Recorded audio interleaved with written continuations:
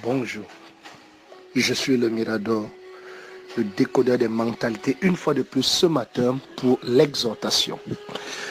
Comme nous avons vu hier, les portes qui s'ouvrent au travers de l'odeur de notre sang, et nous avons vu que dans ce sang se cachait l'âme, et voici pourquoi le Seigneur recevait les offrandes comme un sacrifice de bonne odeur, parce que dedans il y avait l'âme, la qualité de l'âme, et voilà pourquoi les marabouts pouvaient sélectionner le type de poulet, le type d'animaux qu'ils te demandaient, parce que l'âme refait le caractère et l'identité qui se manifeste sur la peau. Alors aujourd'hui, nous allons voir comment fermer cette porte qui est ouverte, ou le pont entre ces gens de la famille des sorciers et tout et nous. Comprends déjà d'abord que le Christ a payé le prix pour nous. Oui, il est mort sur la croix. Oui, ça c'est un fait, c'est une réalité. Mais est-ce qu'on a demandé aux gens de confesser? Confesser veut dire seulement, allez, j'accepte dans ma vie, alors c'est tout à fait vrai. Non, ce n'est pas comme ça que ça se passe. Il y a ce qu'on appelle des lois et des clés. Il y a des clés. Tu peux avoir une maison, mais si tu n'as pas la clé, tu n'as pas accès. Alors la Bible peut dire dans Galates chapitre 4 au verset 1, aussi longtemps que l'héritier est un enfant, il n'est pas différent d'un esclave. Donc nous sommes des enfants parce que nous sommes des héritiers de la promesse, mais nous n'avons pas quoi? Nous n'avons pas ce qu'on appelle la connaissance. La connaissance, c'est la capacité d'avoir l'information et de l'appliquer pour avoir un résultat. Très bien. Alors aujourd'hui, je veux parler de cet aspect dans Proverbe chapitre 18 au verset 21 que beaucoup ont récité. La Bible dit dans Proverbe 18, 21, la mort et la vie sont au pouvoir de la langue. La mort et la vie sont au pouvoir de la langue. Donc ça veut dire quoi? Il n'y a pas que, il faut dire que bon, Christ a payé le prix, je m'assois. Nous pouvons parcourir et voir beaucoup de gens qui sont en train de souffrir, qui sont en train de périr, qui sont en train de traverser des moments très difficiles, alors qu'ils ont, avant à l'église, ils donnent des dîmes, ils donnent des offrandes. J'aimerais moi ici attirer l'attention sur certains détails. Comment avoir accès à cela? Alors, sache que lorsqu'on parle de la parole, dans la parole, il y a ce qu'on appelle une vibration. Dans la vibration, là, il y a une force, il y a une énergie. La parole n'est qu'une énergie. La parole n'est que quoi? La parole, c'est simplement ce que tu penses qui se convertit en énergie. C'est tout. C'est ta pensée devenue énergie. La pensée devenue énergie s'appelle la parole, le langage. Donc c'est ça qui fait en sorte que lorsqu'on parle la parole, ici il ne s'agit pas de se lever comme les gens vont faire. Je déclare maintenant. Non, il ne s'agit pas de ça. La première étape, c'est quoi? C'est qu'il faut que tu prennes d'abord conscience de chaque point de ta vie qui ne donne pas. Il y a quelque chose qui ne passe pas très bien, malgré que tu es converti, malgré que tu crois en Dieu, tu lis la Bible, tu fais bref un peu tout, tu te répands. Mais quelque chose continue de coincer. Il faut que tu localises cette chose-là. Lorsque tu l'as localisée et analysée, deuxième de chose, ce que tu dois faire, c'est que tu dois maintenant te concentrer. Ça veut dire que quoi? Psaume chapitre 37, verset 4. La Bible dit, fais de l'Éternel tes délices, il te donne le désir de ton cœur.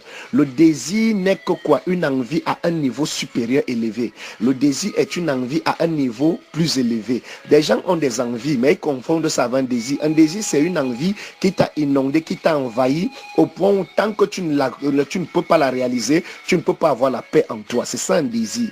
Alors, il faut que tu focalises ton attention sur ce besoin. Tu focalises ton attention sur ce besoin. Tu te concentres, tu te focalises sur ça. Ça entre en toi, dans ta pensée. Il faut que les trois êtres en toi, les trois cieux en toi soient en accord. Ton corps, ton âme et ton esprit. Il faut que les trois soient en accord pour que la volonté soit comment parfaite. Donc c'est déjà ça le premier point. Alors l'autre chose que tu dois faire, c'est quoi? C'est que lorsque tu as atteint ce niveau-là, il faudrait maintenant que tu puisses préparer une soirée spéciale par rapport à cela. Oui, tu prépares une soirée spéciale par rapport à cela, où tu vas travailler cela. Alors tu écris sur ton papier déjà les membres de ta famille, le côté de ton père, le côté de ta mère, de l'autre côté. Lorsque tu as écrit cela, alors le soir, tu te concentres parfaitement. Tu te rassures que tu n'as pas de trouble dans ton esprit. Tu n'as pas de problème dans ton esprit.